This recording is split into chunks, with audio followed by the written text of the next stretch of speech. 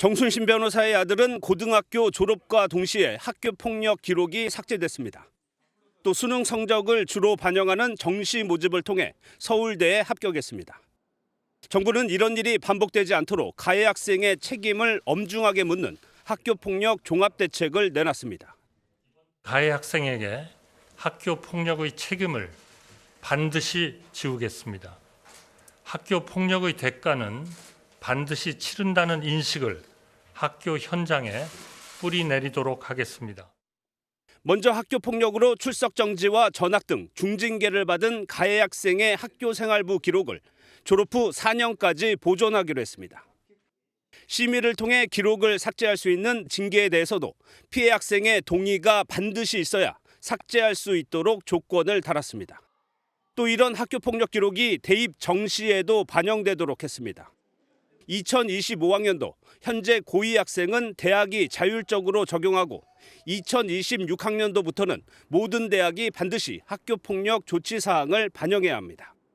피해 학생을 위해서는 피해 학생이 가해 학생을 분리해달라고 요청할 수 있고 즉시 분리 기간도 7일로 연장하기로 했습니다. 학교 폭력이 공부를 많이 사서일까요? 이번에 내놓은 걸 보면 엄정 대응으로 기조를 잡은 듯합니다.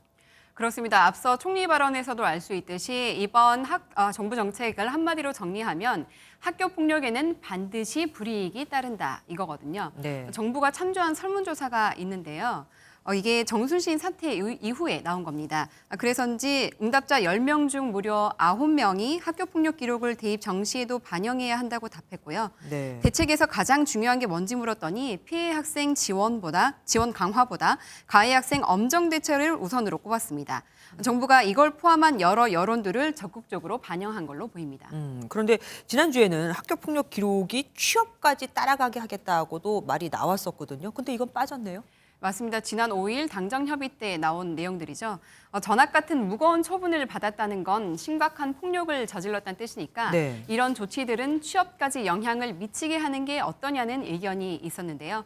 하지만 학생이 사회인으로 성장해서까지 영향을 받게 하는 부분은 아직 합의가 더 필요하다는 게 정부 설명입니다. 네. 정부는 또 사원 선발은 민간 영역이니까 기업이 알아서 판단할 문제라고 봐서 일단은 생활기록부에 4년을 남기는 걸로 정리했습니다. 그렇습니까? 그런데 왜 딱 4년입니까? 지금은 기록을 2년간 남기는 걸로 네. 하고 있거든요. 출석 정지나 반교체, 전학 처분을 받으면 졸업 후 2년까지 남기는 건데 요새 재수, 삼수 그 이상을 하는 N수생들이 많잖아요. 아, 맞아요. 그렇다 보니 고3 현역만 불리하다 이런 형평성 문제가 나왔습니다. 교육당국은 4수까지는 하지 않는 그런 비율이 많지 않아서 그런 부분을 감안해서 4년으로 했던 거고요. 졸업 후 4년간은 가해 학생이 자퇴, 수시, 정시, 논술, 실기 어떤 걸 해도 학교폭력 기록을 다 반영시키겠다는 그런 입장입니다.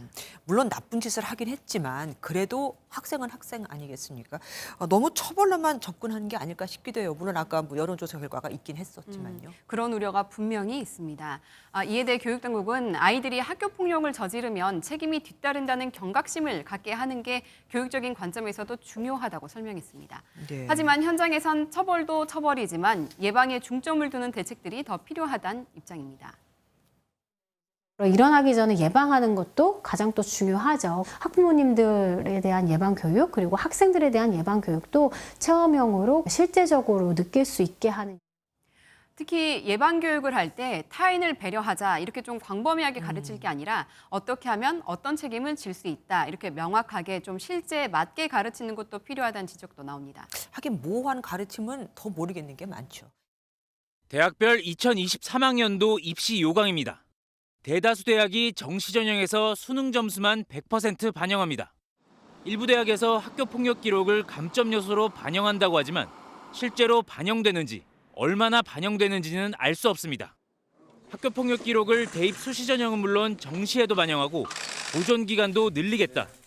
당정이 내놓은 학교 폭력 피해 근절 대책의 핵심 방향입니다. 그동안 대학 입시에서 학교 폭력 전력이 제대로 반영되지 않는 데다 불이익도 크지 않다는 지적 때문입니다.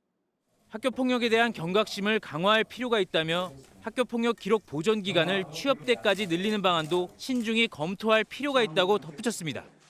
학생부 기록 보존 기간을 늘리는 것과 관련해서는 학교 폭력의 결과가 대입 전형에도 영향을 미치게 함으로써 그 책임을 무겁게 한다는 의미를 담고 있습니다. 이와 함께 피해 학생 보호와 즉시 분리 조치 강화, 교권 확대, 인성교육 활성화 계획도 논의됐습니다. 하지만 회의적인 시각도 적지 않습니다. 입시 전형이 대학별로 다른 데다 학교폭력 기록 적용에 더 명확한 기준이 제시되지 않을 경우 혼란만 가중될 수 있다는 지적입니다. 좀 경미한 처분이라든지 이런 부분들을 과연 대학에서 정시에서조차도 어떤 당락을 뒤바꿀 정도로 영향력 있게 어떤 그 감점을 줄지에 대해서는 사실 조금 더 지켜볼. 정부는 이달 중에 학교폭력 근절 대책을 공식 발표하고 관련 입법도 추진한다는 계획입니다. 정순신 변호사의 아들 정 씨한테 학교 폭력을 당한 피해 학생 가운데엔 극단적 선택을 시도한 경우도 있었습니다. 실제 전국 대학생 1000여 명을 대상으로 조사한 결과 만 18세 이전에 34%가 학교 폭력을 경험했다고 답했습니다. 피해자들은 신체적 폭행과 놀림, 위협을 당하거나 금품을 빼앗겼습니다. 이 가운데 극단적 선택을 생각해 본 적이 있는 학생은 54.4%, 실제 시도한 경우는 13%였습니다. 학교 폭력을 경험하지 않은 대학생보다 극단적 선택 시도 가능성이 2.55배 높았습니다.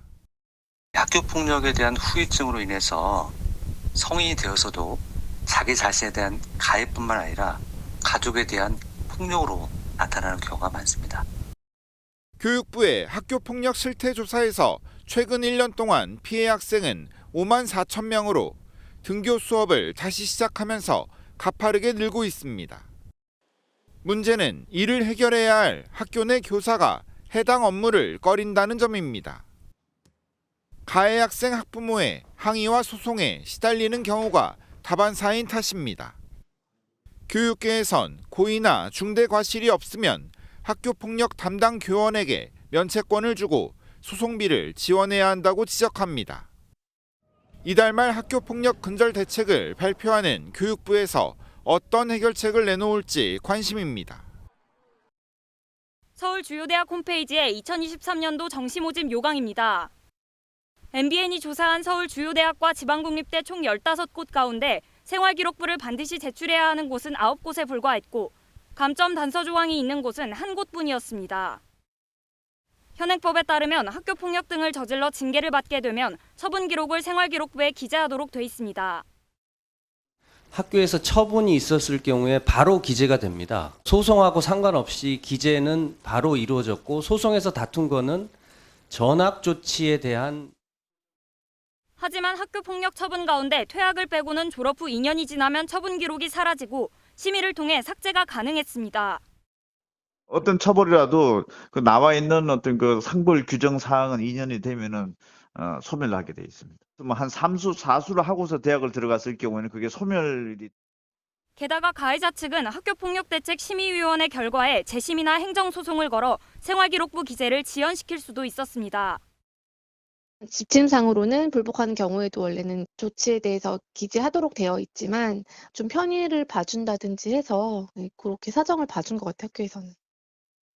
한 드라마의 흥행 등으로 학교폭력 논란이 계속되자 뒤늦게 교육부는 내일부터 가해자 기록을 2년간 예외 없이 보존하기로 했는데 이마저도 2년이 지나면 삭제가 가능해 보완책 마련이 시급하다는 지적도 나옵니다.